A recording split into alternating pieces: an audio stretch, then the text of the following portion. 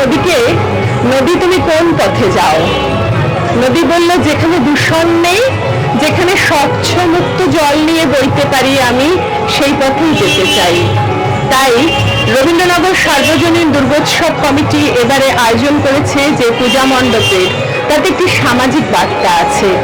এবার ভাবতে হবে, অথবা একটু ভাবুন মা গঙ্গাকে নিয়ে, যার উপরে নদীমাতৃক সভ্যতা গড়ে উঠেছিল ভারতবর্ষে। সেই গঙ্গার দূষণ যদি এইভাবে চলতে থাকে আগামী দিনে, আমরা যদি নদীকে কলুষিত করি, তাহলে আমরা বাঁচব কি করে? কারণ জলই তো জীবন। আসুন আমরা এখন দেখি মণ্ডপের ভেতরে আরো কি কি বার্তা আমাদের জন্য, আপামর জনসাধারণের জন্য অপেক্ষা করছে। আমরা এগোচ্ছি ক্রমশ ভেতরের দিকে।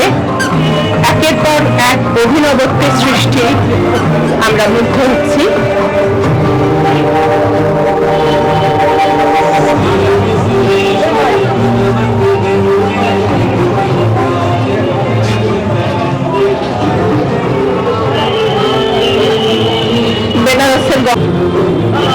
বেনারসের গঙ্গার তীর, গঙ্গার ঘাটে আমরা দাঁড়িয়ে আছি। গঙ্গার ঘাটে সেই নৌকোগুলো, সেই ছাতা জ্বালিয়ে বসে আছেন আপামর নরনারী, সেই পরিচিত ঘাটের দৃশ্য, সন্ধ্যা আরতির দৃশ্য, হিন্দু দেবদেবীদের নানান চিত্রকল্প সেরে উঠেছে এই পূজা মণ্ডপ। জল অর্থাৎ গঙ্গার জল, যা শুধু নদীমাতৃক সভ্যতা তৈরি করেনি, আমাদের ধর্মবিশ্বাস, ধর্মবোধ, আমাদের কৃষ্টি, আমাদের সংস্কৃতি সবকিছুকে তুলে ধরেছে। তারই ছোট্ট ছোট্ট নিদর্শন উপস্থাপিত হয়েছে এখানকার অন্দরসজ্জায়।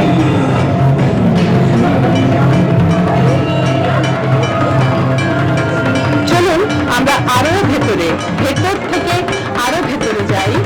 সেখানে আমাদের জন্য আরো অনেক অনেক নতুন চমক অপেক্ষা করছে।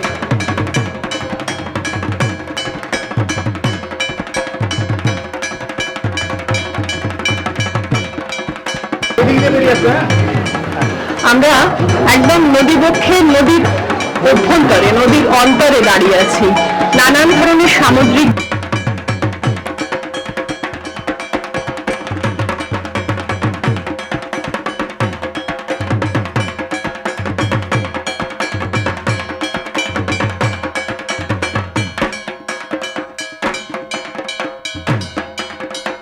আমরা নদী পেরিয়ে সমুদ্রে গেছি। এখন সমুদ্র গর্ভ, বঙ্গোপসাগরে পড়েছেন গঙ্গা নদী।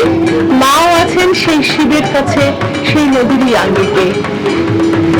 নানান ধরনের যে সমস্ত সামুদ্রিক প্রাণী, তাদের চিত্ররূপ এখানে, তাদের প্রতিকৃতি, তাদের চিত্র কোথাও কোথাও সবটা তুলে ধরা হয়েছে।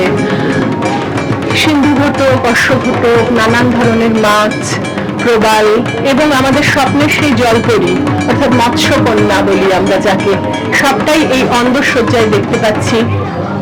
আমরা উদ্যোক্তাদের মধ্যে একজনকে পেয়েছি, যার কাছ থেকে আমরা শুনে নেব যে এবছরের পুজোর থিম বা তার বিষয়ে তারা কি ভাবছেন। আপনার নাম? আমার নাম শুভজিৎ মন্ডল, আমি পুজো সম্পাদক।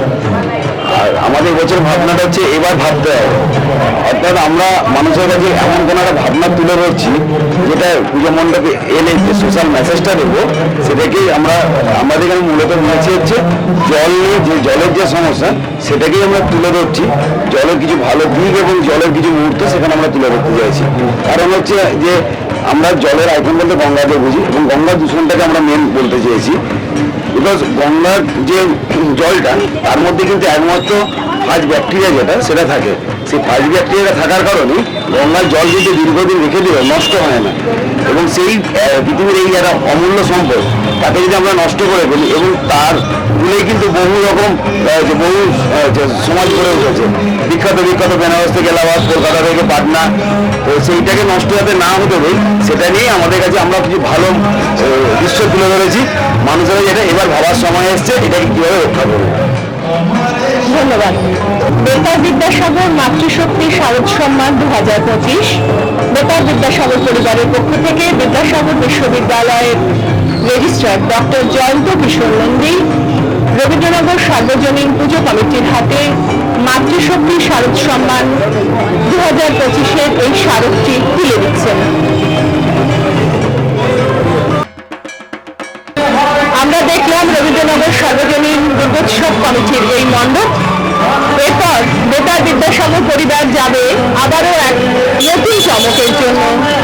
সঙ্গে থাকুন আমাদের সঙ্গে পুজো পরিক্রমায়, দেখতে থাকুন বেতার বিদ্যাসাগর মাতৃশক্তি শারদ সম্মান 2025।